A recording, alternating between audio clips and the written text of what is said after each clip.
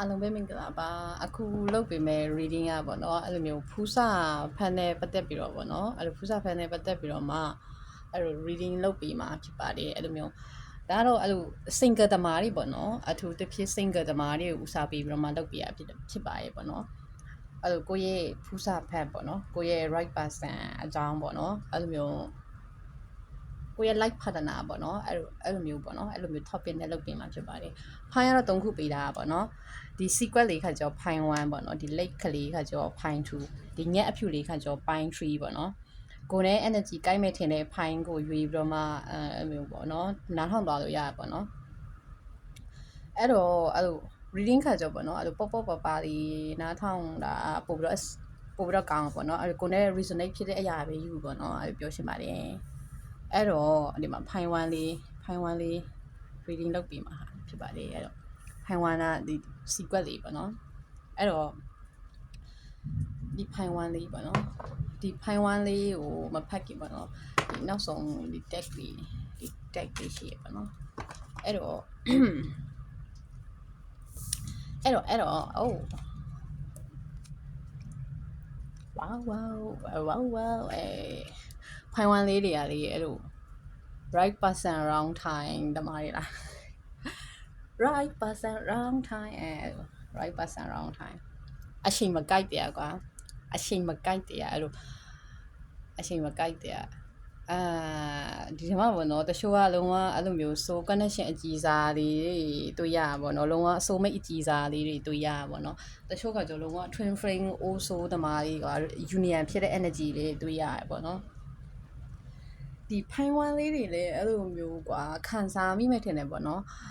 အဲ့လိုကွာကိုယ့်ရဲ့ဘယ်လိုပြောမှလဲတဆုံတယောက်ကွာအဲ့လိုတဆုံတယောက်အသိမှရှိခဲ့တဲ့တဆုံတယောက်ပေါ့နော်ဒီဖိုင်ဝမ်သမားလေးတွေကအဲ့လိုဒီကိုယ့်ရဲ့ life partner အဲ့လိုမျိုးအသိထဲကလူတွေဖြစ်ဖို့ရခိုင်တော့အရင်များကွာလူတစ်ထဲကမဟုတ်ပေါ့နော်အဲ့လိုကိုတိပြီးသားလူကွာတချို့ကကြော EX တွေပေါ့နော်တချို့ကကြောဒီ situationship ပေါ့နော်တချို့ကကြောအဲ့လိုမျိုးမတွဲလိုက်ရပဲနဲ့ဟိုဆုံးဒီဆုံးလို့ပါလို့အဲ့လိုမျိုးပါအဲ့တော့အဲ့လိုဘယ်လိုပြောမှလဲဆိုတော့အဲ့လိုဖိုင်ဝမ်လေးတွေလည်းခံစားမိမဲ့ထင်တယ်အဲ့လိုသူနဲ့ဆိုလို့ရှိရင်အရာရာအဝင်ခွင်ကြဖြစ်ရတာနဲ့သူနဲ့ဆိုလို့ရှိရင်အရာရာပြည့်စုံနေရတာနဲ့ဘာလို့မနီဆက်တာလေးပေါ့ဘယ်နေရာမှာဘာဖြစ်တာလေးပေါ့ဘယ်လိုမျိုးလွဲချော့နေပါလိမ့်ဆိုတာမျိုးပေါ့နော်အခါကျတော့အချိန်မကိုက်တယ်ပေါ့နော်ဒီ universe ခါကြတော့လေအဲ့လိုမျိုးဘယ်လိုပြောရမှာလဲဒီဖိုင်ဝမ်လေးတွေကိုပြောလဲဒီ right person နဲ့အလုံးဝအဲ့လိုဘယ်လိုပြောရမှာလဲthe inspiration ထားလိုက်တာမျိုးကဘယ်လိုလဲဒီဖိုင်ဝမ်လေးတွေမှာလေအဲ့လိုမျိုးဖြည့်ရမယ့်အရာရှိလိုအပ်နေသေးကွာအဲ့လိုမျိုးကွာ life cycle ပေါ့နော်ဒီကိုယ့်ရဲ့နေထိုင်မှုဘဝတွေပါအဲ့လိုမျိုးပြင်ရမယ့်အချက်တွေကွာပြီးရင်အဲ့လိုမျိုး healing လုပ်ရမယ့်အပိုင်းလေးတွေရှိတယ်ပေါ့နော်ပြီးရင်ဒီဖိုင်ဝမ်သမားလေးတွေကလေအဲ့လိုနည်းနည်းအဲ့လိုဘယ်လိုပြောရမှာလဲစိတ်ရှိတီးခံတတ်ဖို့ရပြင်နည်းနည်းလုံးလာဝရိယရှိဖို့ရပေါ့နော်ဘယ်လိုလဲဒီဖိုင်ဝမ်လေးတွေမှာလေအဲ့လိုမျိုးနည်းနည်းလေးစိတ်လောတတ်တာမျိုးလားဘယ်လိုတိတ်ပြီးတော့စိတ်မရှိဘူးကွာဘာလို့ဒါကြီးဖြစ်တာလဲဥမာတခုခုအခက်ခဲရှိတာပြစိတ်ညစ်စရာကြီးစိတ်ပြက်စရာကြီးကွာဘာညာအဲ့လိုမျိုးဘယ်လိုလဲညညတတ်တာမျိုးတွေပါလားအဲ့လိုရှိကောင်းမဲ့ထင်တယ်ပေါ့နော်အဲ့လိုရှိကောင်းမဲ့ထင်တယ်ရှိလိမ့်မယ်ထင်တယ်ပေါ့နော်အဲ့တော့အဲ့လို universe ခါကြတော့အဲ့လိုအဲ့ဒီဖိုင်ဝမ်လေးမှာပေါ့ပြင်ရမယ့်အချက်လေးတွေပေါ့နော်အဲ့လိုမျိုးပေါ့ပြင်ရမယ့်အချက်လေးတွေ healing လုပ်ရမယ့်အပိုင်းလေးတွေပြင်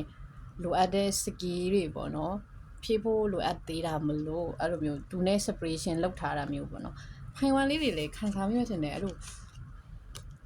တရားလူဖြစ်ဖို့အရင်များရပေါ့နော်လုံးဝ soul connection အကြီးစားဟိုက်ပေါ့နော်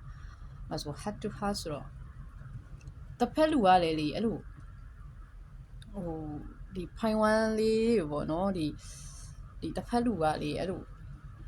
အခုဘယ်လိုပြောရမှာလဲသူလည်းခံစားမိတာမျိုးကအဲ့လို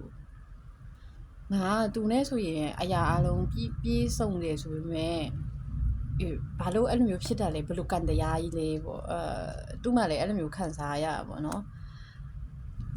အဲ့တော့ ခြုံပြီးပြောရမယ်ဆိုလို့ရှိရင်ပေါ့နော်ဒီဖိုင်ဝမ်လေးတွေရဲ့ဒီ light partner ဖူးစာဖက်ပေါ့နော်အဲ့လို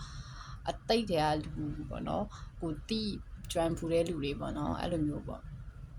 အဲ့လိုမျိုးတွေဖြစ်ဖို့များရပေါ့နော်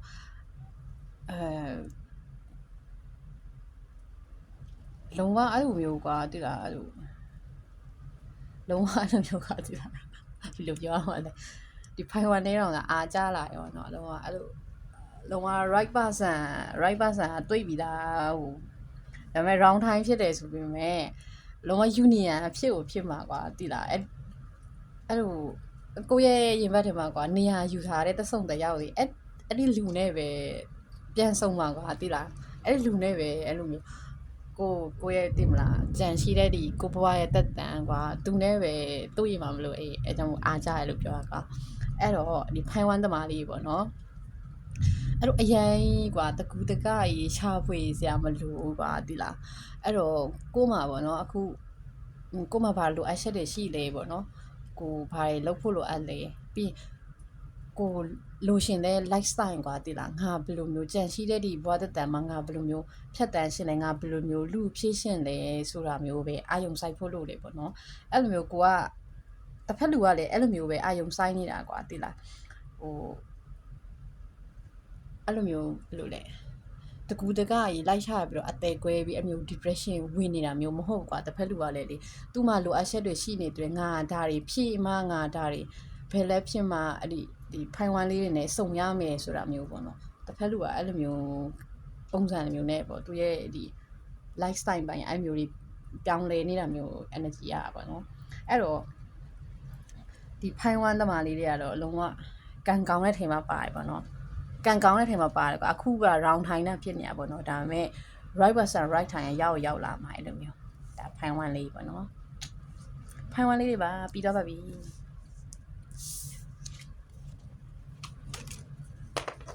ဖိုင်ဝမ်လေးတွေကပြီးသွားပါပြီ right person round time ဆိုတာရှိတယ်ဆိုပေမဲ့ right person round time တမှာပြီးရင် right person right time ဆိုတာလာမှာပဲရမ်းမပူနဲ့အဲ့လိုမျိုးအဲ့တော့ဖိုင်ထူးတမားလေးလာပါပြီ link ကလေးဆိုတော့link ကလေးဆိုတော့အဲ့တော့ဒီဖိုင်ထူးလေးပေါ့နော်ဒီဖိုင်ထူးလေးဆိုလို့ရှိရင်နောက်ဆုံးဒီ test လေးဆိုရအောင်ပါပေါ့နော်ဖိုင်ထူးလေးရဲ့ဖူးစာဖက်လေးဝါလာလာ wow wow wow လာလိုက်တာဟဲ့ဖိုင်ထူးသမားလေးတဲ့အလှလေးတွေလားရှိုးအလှလေးတွေလားအရှိုးအလှလေးတွေလားဖိုင်ထူးသမားလေးတွေကစာလာလာလာလာအိုးဝါဖိုင်ထူးသမားလေးတွေကအဲ့လိုလီယိုနီ energy ရတဲ့ခါကျတော့ဖိုင်ထူးသမားလေးတွေကနည်းနည်းမာနကြီးမဲ့ထင်တယ်မလားဟာဝတ်မိုးရှိsorry မိုးရှိရောအဲ့တော့ဖိုင်ထူးသမားလေးတွေက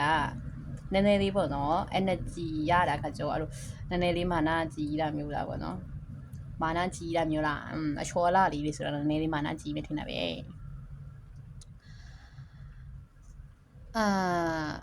အဲ့လိုဒီဖိုင်ထူးသမားလေးတွေကလေအဲ့လိုဒီထဲမှာ main ကလေးသမားလေးပေါ့နော်ဒီ reading ကိုနားထောင်တဲ့ main ကလေးသမားတွေအရင်ပြောမယ်ပေါ့နော်အဲ့လိုဘယ်လိုပြောရမလဲနည်းနည်းလေးမာနလေးချော့ပေါ့နော်အဲ့လိုပြောချင်တယ်နည်းနည်းလေးမာနလေးချော့အဲ့တော့ဒီဖိုင်ထူးလေးကိုလေအရင်ရှစ်တဲ့လူတစုံတယောက်ရှိရကွာတိလားတစုံတယောက်ရှိဒီဖိုင်ထူးသမားလေးတွေလေဘာလို့အဲ့လိုပြောမှလဲအစား sorry ဒီဖိုင်ထူးသမားလေးပေါ့နော်ဒီဖိုင်ထူးသမားလေးတွေကလည်းအဲ့လိုအတရလူရဲ့ energy ရကွာအတရလူရဲ့ energy နဲ့ပဲရတယ်အဲ့လိုအတရ energy ပဲရကွာအဲ့လိုဖိုင်ထူးထင်တာပေါ့နော်ဒီလူကငါ့ကိုမရှစ်ဘူးလို့ဒီလူကအရင်88 set ဖြစ်နိုင်တယ်ပေါ့နော်ဟိုနင်းမာနာလောက်တော့ဗာလဲငါအိတ်နေတလောက်ပဲရှိရတယ်ဗာအဲ့လိုမျိုးမာနာတွေပြိုင်ပြီးတော့မှဝီသွားကြတဲ့ energy မျိုးရပါပေါ့နော် အဲ့တော့ဖိုင်တူတမာလေးတွေအဲ့လိုနည်းနည်းလေးမှနားလေးရှော့ပါနော်အဲ့လိုပဲပြောရှင်ပါတယ်ဒီဖိုင်တူတမာလေးတွေအဲ့လိုဖိုင်တူတွေကိုလေအဲ့လိုဘယ်လိုပြောရမလဲဆိုတော့အဲ့လိုဖိုင်တူရဲ့ခေါင်းမတာလေးကိုမလွန်ဆန်နိုင်ဘူးကွာဒီလားတစုံတယောက်ကအရန်ခေါင်းမတာမျိုးမလွန်ဆန်နိုင်တဲ့အတွက်ကြောင့်အရှုံးပေးလိုက်ရတာမျိုးပေါ့တည်မလားဒါပေမဲ့ तू ကပဲဒီဖိုင်တူတမာလေးဘွားလေးပြန်လာမှမျိုးကွာတည်လားအဲ့တော့အတိတ်တမာအတိတ်ရလူပဲပြန်လာမှာရီစာဟောင်းလေးတွေကရီစာဟောင်းလေးတွေကဖိုင်တူတမာလေးတွေပဲနော်ရီစာဟောင်းလေးတွေကပဲပြန်လာလိမ့်မယ်ပေါ့နော် तू ကအဲ့လိုဖိုင်တူတမာလေးတွေလည်းဘယ်လိုပြောမှလဲအဲ့တဆုံတရားကိုပဲစောင့်နေတယ်လို့မျိုးကအတင်းမချပဲနဲ့လေကိုဘရာကိုပဲ AC နေပြီးတော့ဆက်သွားနေတာမျိုးပေါ့နော်အဲ့ဒါမဲ့မာနတခွေသားနေပေါ့နော်အရင်တိုင်းပဲမာနတော့တပြားမှမလျှောနိုင်ဘူးဆိုတာမျိုးပေါ့နော်အဲ့တော့ဒီဖိုင်တူတမာလေးရဲ့ like ဖတ်တာနာပေါ့နော်အဲ့ခါကျတော့လေဒီကိုရဲ့ဖူးစားဘက်ကလေအဲ့ဒီအတိတ်တွေကလူပဲပေါ့နော်ဖိုင်တူတမာလေးရဲ့ပြီးတော့ပါပြီဖိုင်တူတမာလေးတော့အရင်ထူထူတော့ပြောကြရမရှိပါဘူးတင်မလားဖိုင်တူမာနလေးနည်းနည်းလေးချော့ရတခုပါပဲတင်မလားအဲ့တော့အဲ့ဒီအတရလူကပြန်လာမှာပေါ့နော်ပြီးရင်အဲ့ဒီအတရလူကနဲ့ပဲညာသွားမှမျိုးပါကွယ်အဲ့လိုမျိုး Pine Tree တမားလေးလာပါပြီလာလာလာလာလာ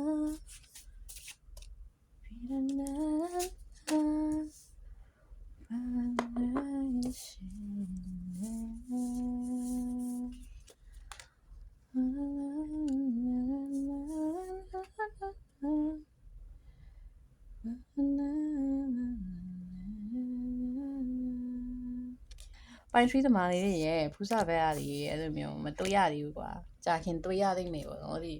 နှစ်ကုံက2029